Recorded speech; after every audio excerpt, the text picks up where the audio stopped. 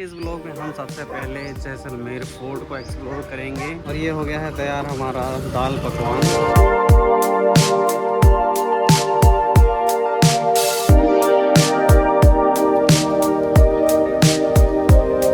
वहाँ से किले के अंदर जस्ट एंट्री करते ही यहाँ पर लेफ्ट हैंड साइड में श्री रामदेव जी मंदिर है। इस किले में आप लोगों को मंदिर, महल, होटल, रेस्टोरेंट और गलियाँ सारी चीज़ें मिलेंगी। और यहाँ पर एक ऐसा घर है जिसका नाम है नवग्रह और यहाँ पर नवग्रह को दर्शाया गया है। मंदिर के अंदर एंट्री लेने के लिए 50 रुपये की टिकट लेनी पड़ेगी। यह मंदिर 8वें जैन तीर्थंकर भगवान चंद्र प्रभु को समर्पित है। आगे जो घर है वो भी किले से कम नहीं लगते हैं और हर एक गली में शॉप है। इस गली को देखो, ऐसे लग रहा है कि मंदिरों के शहर में आ गया हूँ। बाकी लेक के किनारे से ऐसा कुछ व्यू है यहाँ के घाटों का।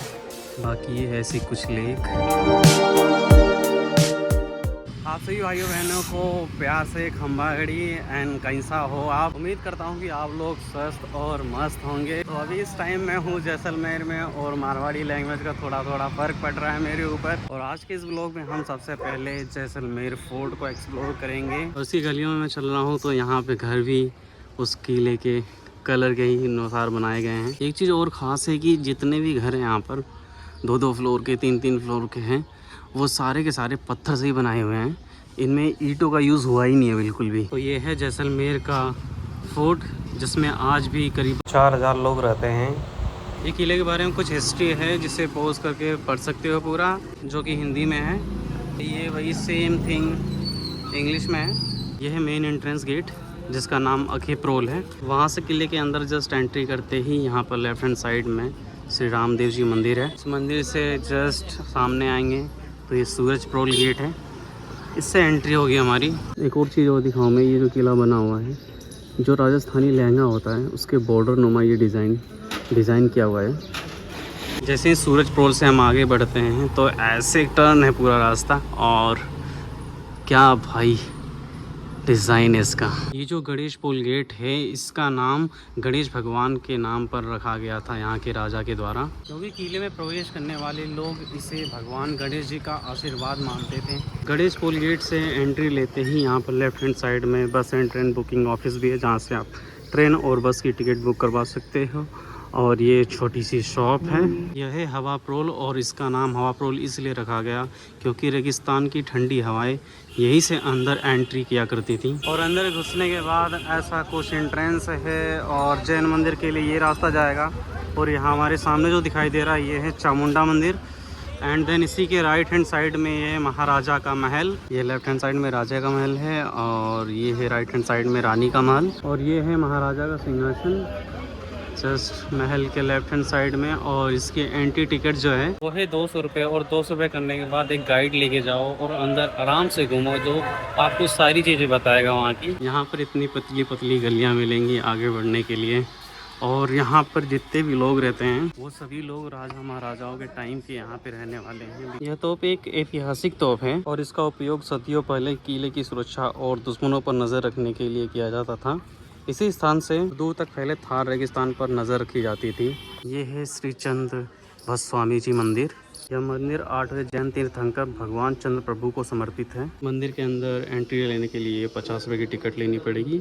अगर फ़ोन लेके आ रहे हो तो 50 रुपये दो और ये टिकट ले लो, एंट्री भी मिल जाएगी और वीडियो भी कर सकते हो। और ये चंद्रगुप्त स्वामी जी की मूर्ति है यहाँ पर अंदर, जिसकी स्थापना जो है 1509 ईस्वी में की गई थी। जैन तीर्थंकर की भी फ़ोटोज़ हैं, जितने भी जैन तीर्थंकर्स हैं और पंडित जी लगे हुए हैं सेवा में। और उस टाइम में ऐसा स्ट्रक्चर तैयार करना और पत्थरों में ऐसी डिज़ाइन देना अपने आप में एक बहुत ही बड़ी कला है। जबकि उस टाइम में कोई टेक्नोलॉजी नहीं हुआ करती थी, ना तो कोई आर्टिफिशियल मशीन थी, ना तो कोई इंटेलिजेंस पावर थी। और इसके बावजूद भी ऐसा स्ट्रक्चर तैयार करना अपने आप में बहुत ही यूनिक है। और मंदिर के जस्ट ऊपर सीढ़ियाँ आ रही हैं, इनके थ्रू ऊपर चलते हैं एंड देन ऊपर का व्यू कुछ ऐसा है। और यहाँ ऊपर के फ्लोर पे भी चंद्रगुप्त मौर्य जी की प्रतिमा है। और यहाँ पे ये बाउंड्री की हुई है और बाउंड्री के जस्ट किनारे किनारे ये मूर्तियाँ रखी हुई हैं। आई डोंट नो कि किसकी है, लेकिन ये पता है कि जैन तीर्थंकर्स की होगी है। और इस मेन मंदिर के जस्ट राइट साइड में ही है स्टेयर्स और इसके अंदर चलते हैं मंदिर के अंदर, और ये है ऋषभ देव जी का मंदिर। और अंदर से मैं दिखाऊं तो अंदर से कुछ ऐसा है। इसके अंदर ये है दादा गुरुदेव जी की प्रतिमा, और ये है उनकी आरती।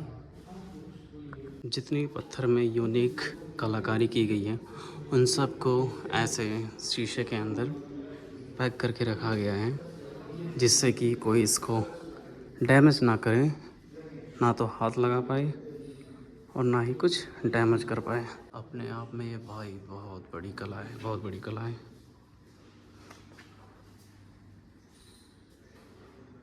और यह है सिंहासन जिस पे मेटल की परत चढ़ाई हुई है, जिसके अंदर संगमरमर है, और जितने भी तीर्थंकर्स हैं उनकी ये प्रतिमाएं हैं,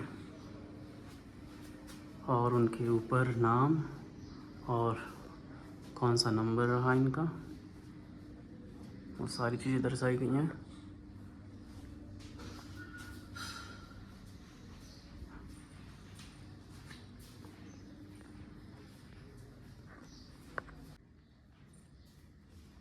ये है पार्श्वनाथ जी का मंदिर, और इसका जब निर्माण करवाया गया था तो उस समय इस लोकेशन का नाम था लक्ष्मण विहार। और ये है पार्श्वनाथ जी की मूर्ति, और राइट हैंड साइड में, लेफ्ट हैंड साइड में चंद्रगुप्त मौर्य जी की है। कि मंदिर के इस गुम्बद के बारे में बात करूं तो हर एक गुम्बद पे मूर्तियां बनाई गई हैं, और एक लाइन में 2 मूर्तियां हैं। और इसके जो पिलर्स हैं, हर एक पिलर पे एक मूर्ति है।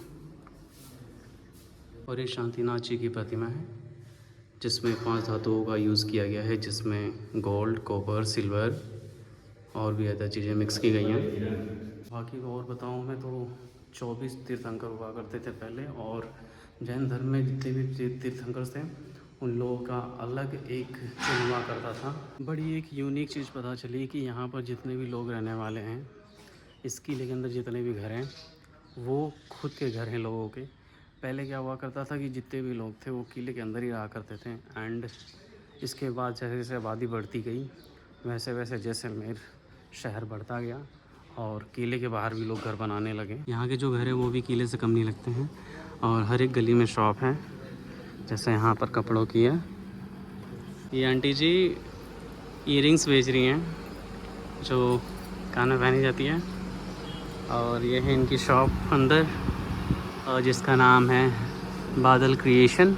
यहाँ पर हर एक गली में रेस्टोरेंट, कैफ़े और शॉप्स वगैरह दिखाई दे रही हैं। और है कि यहाँ पर जितने भी लोग रहने वाले हैं जो लोकल्स हैं, उसमें ऑलमोस्ट 70 to 80% लोगों को मल्टी लैंग्वेज आती है, जिसमें इंग्लिश है, स्पेनिश है, फ्रेंच है। और यहाँ पर एक ऐसा घर है जिसका नाम है नवग्रह, और यहाँ पर 9 ग्रह को दर्शाया गया है, दिखाया गया है। Moon, Saturn, Mercury, Jupiter, Mars, Ketu, Rahu, Venus, sun, और ये भी 3-4 हैं। इसके इधर से दिखाऊं मैं तो ये है अर्थ, और वो है ये है फायर, एंड ये है एयर।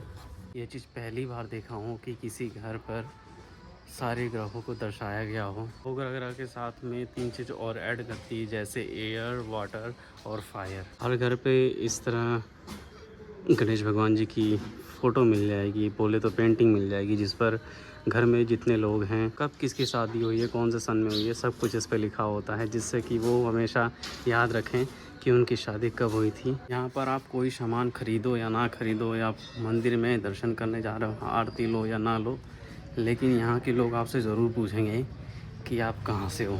मुझसे तो कई लोगों ने पूछ लिया कि भैया आप कहाँ से हो।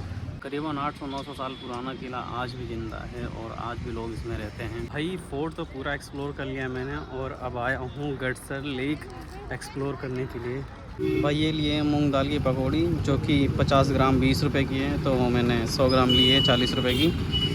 और भाई से टेस्ट की बात करूँ मैं तो जो बेसन की पकौड़ी बनती है उससे बहुत ही अलग टेस्ट है इसका, बहुत मस्त। और इसका ऐसा कुछ मेन एंट्रेंस रहने वाला है एंट्री लेने के लिए। तो चलते हैं स्टेयर्स से ऊपर चढ़ते हैं, एंड देन लेक का व्यू दिखाते हैं। और अंदर आते ही स्टेयर्स से उतरने के बाद ऐसा कुछ व्यू है और लेक नज़र आ रही है, उसमें लोग बोटिंग भी कर रहे हैं। चलते हैं, थोड़ा आगे बढ़ते हैं।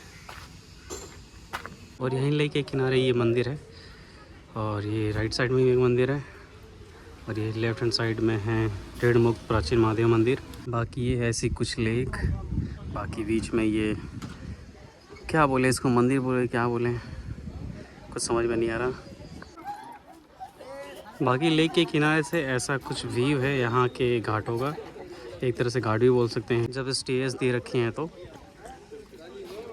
इस लेक का जो निर्माण है वो राजा रवल जैसल ने 1156 में करवाया था, और बाद में इसके बाद राजा रवल गढ़सी भाटी ने इसका पुनर्निर्माण करवाया था, जिससे इसका नाम गढ़ीसर लेक पड़ा। भाई काफ़ी मेहनत की है इस वीडियो पे, दिल्ली से चल के आया हूँ जैसलमेर, और बहुत मेहनत किया हूँ, पैदल चला हूँ, और रेलवे स्टेशन से पूरा फोर्ट तक ही पैदल चला हूँ, और लेक तक भी पूरा पैदल, कोई कन्वेंस नहीं लिया हूँ पब्लिक का, कि पब्लिक कन्वेंस लेकर टूर करूँ और एक्सप्लोर करूँ चीज़ें।